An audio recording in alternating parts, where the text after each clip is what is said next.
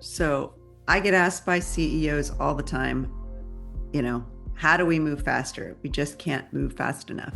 And that's, true because we're feeling the pace of change at an exponential rate right now. The levels of uncertainty we're seeing in the environment are sort of unprecedented and unlike anything we've seen before.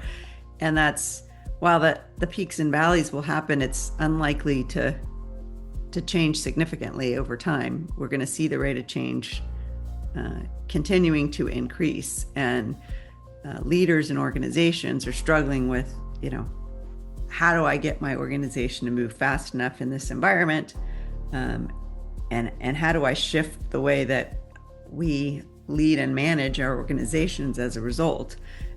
It's really a function of significantly changing the way kind of we lead and build adaptable organizations, which requires kind of upending a little bit of how we've managed organizations in the last couple decades, to lead in a better and faster way, to tap more people in different ways and actually build that capability in organizations through engaging more people in the organizations in driving the change forward, tapping different types and ways of communicating in organizations so that we're engaging people at different levels, and rather than relying on kind of the few at the top to drive all the change. That's not going to be sufficient to drive change going in the future. And even today, frankly, it's not sufficient.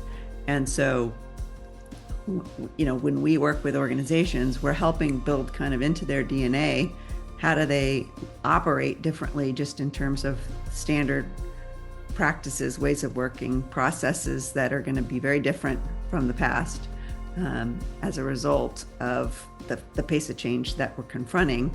It's going to be less about, putting little teams together that find all the answers. We have AI and other, tools and processes that can deliver knowledge and answers. But it's about how we harness that information, how we use it differently to change our organizations and be competitive going forward.